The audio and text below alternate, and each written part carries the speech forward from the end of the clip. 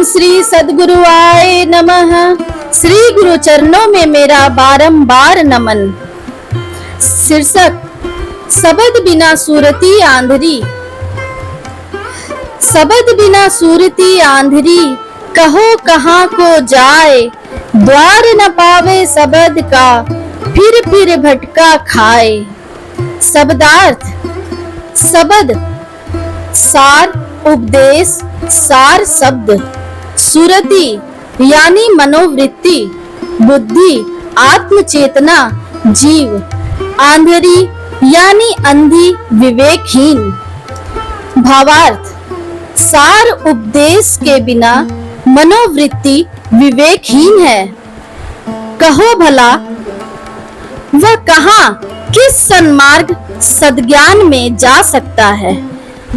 सदुपदेश का द्वार गुरु नहीं पाने से असत्य शरीर संसार आदि में वह बार बार भटका खाती है।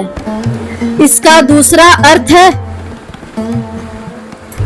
आदि सार शब्द के बिना सूरत अंधी है।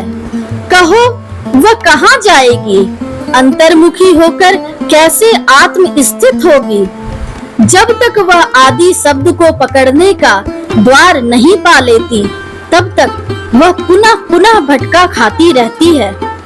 निर्दिष्ट ध्यान धारणा के द्वारा अंतर्मुखी होने पर ही शब्द द्वार मिलना संभव है।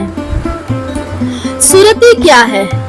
सुरति का तात्पर्य है स्मृति, मनोवृत्ति, बुद्धि, ध्यान। शब्द के बिना सुरति अंधी रह जाती है। यहाँ इसके दो अर्थ हैं। पहला, सामान्य अर्थ: सद्गुरु संतों के उपदेश के अभाव में मनोवृत्ति अंधी, विवेकहीन रह जाती है।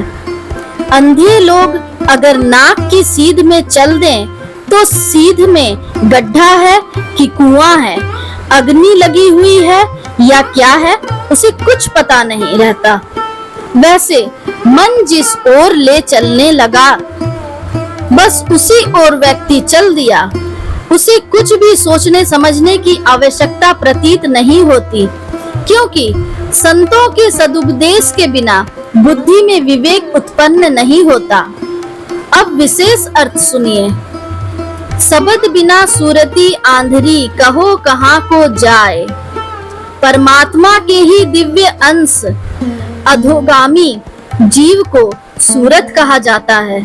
ज्ञान मुद्री में सद्गुरु कबीर साहब कहते हैं, परम पुरुष से सूरत आई, अर्थात यह सूरत परम पुरुष से आई हुई है। परम पुरुष का जो अंश अधोगामी होकर शरीर में आबद्ध आसक्त हो रहा है, उसे सूरत कहा गया है। शब्द का द्वार सद्गुरु कहते हैं, अंतर्नाद के बिना सूरत अंधी है। वह स्वस्वरूप तक नहीं पहुंच सकती। सूरत जब तक शब्द का द्वार ना पाले, तब तक वह इसी तरह भटकती रहेगी। तृतीय नेत्र का स्थान ही शास्त्रों में शब्द का द्वार माना गया है। जब साधक अपनी तीसरी आंख अपने भ्रू मध्य पर ध्यान लगाता है और जैसे जैसे ध्यान प्रगाढ़ होता जाता है, वैसे वैसे उसे लगता है कि वह स्थान एक पारदर्शी द्वार में परिणत होता चला जा रहा है। इसी को सद्गुरु कबीर साहब अपनी एक वाणी में कहते हैं, आँखी मध्य पाखी चमके, पाखी मध्य द्वारा, तेही द्वारे दूरबीन लगावे, उतरे भवजल पारा। यानी आँखों के मध्य में प्रकाश चमकता है और उस प्रकाश के मध्य में द्वार झलकता है। जो उस द्वार पर टकटकी ध्यान लगाता है, वह भवजाल से पार उतर जाता है। सुषुम्ना ध्यान के द्वारा साधक अंतर्मुखी होता है। संपूर्ण शरीर से सिमटकर सूरत भ्रिकुटी केंद्र में अवस्थित होने लग जाती है और सहज ही शब्द की डोरी यानी अंतर का नाद पकड़ लेती है।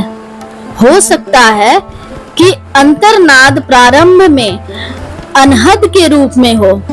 बाहर की पूजा में जो बाह्य व्यवहार किया जाता है, जैसे पूजा में शंख बजाया जाता है, घंट ध्वनि से पूजन किया जाता है या घड़ियाल झांझ बजाकर पूजा किया जाता है, इसे हमारे ऋषियों ने बाह्य पूजा में इसलिए प्रयुक्त किया था क्योंकि इस तरह की आवाजों को उन्होंने अपने भीतर सुना था। अतः उन आवाजों से मिलती जुलती आवाज ढूंढ निकाला शंख, घंटा, घड़ियाल, झांझ आदि में और उसे पूजा में प्रयुक्त किया। शब्द की डोर। साधक जब अंतर्मुखी होता है तो हो सकता है कि उसे अपने भीतर ऐसा लगे जैसे कहीं दूर घंट ध्वनि हो रही है, जैसे ठाकुरबाड़ी में घंटी बज रही हो या अंदर किसी ने शंख फूंक दिया हो, या घड़ियाल की आवाज या बांसुरी का मृदंग या झाल की आवाज, बादल की गर्जन की आवाज, सिंह का गर्जन इत्यादि। कई तरह की आवाजें साधक को सुनाई पड़ सकती हैं। इसे अनहद कहा जाता है। इस शब्दों को पकड़कर साधक आगे बढ़ता चला जाता है और जैसे जैसे साधक आगे बढ़ता जाता है वैसे वैसे शब्द और अधिक सूक्ष्म होता जाता है। अनहद शब्द सूक्ष्माति सूक्ष्म होते होते अंत में आदि शब्द, उद्गीत, आदिनाद या शब्द ब्रह्म सतनाम की परिधि तक ले जाकर पहुंचा देता है। सदगुरु कबीर साहब कहते हैं, इस तरह की सूरत जब तक शब्द के द्वार में प्रवेश करके शब्द की डोर को नहीं पकड़ लेती, तब तक सूरत अंधी ही रह जाती है और बार बार संसार में भटका खाती है। सदगुरु कबीर साहब अपने एक पद में कहते हैं, जाप मरे अजपा मरे अनहद भी मरी जाए, सुरति समानी सबद में ताही काल न खाए। अर्थात जाप अजपा अनहद आदि सभी नासवान है, परंतु जब सुरति सार शब्द में समाकर आत्म स्थित हो जाती है तब उसे काल नहीं खाता। जाप भी मरने वाला है, अजपा भी नष्ट होने वाला है और अनहद भी नष्ट हो जाता है। यदि सूरत आदि शब्द में समाहित हो जाए तो सूरत को काल नहीं खा सकता, मतलब सूरत परम पद को प्राप्त हो जाती है। अगर सूरत शब्द की डोर को पकड़ ले तो वह स्वतः आकर्षित होकर शब्द के उद्गम से मिल जाती है। बिना शब्द नहीं उबरे। सदगुरु कबीर की एक साखी है, यही बड़ाई शब्द की जैसे चुंबक भाए, बिना शब्द नहीं उबरे केता करे उपाय।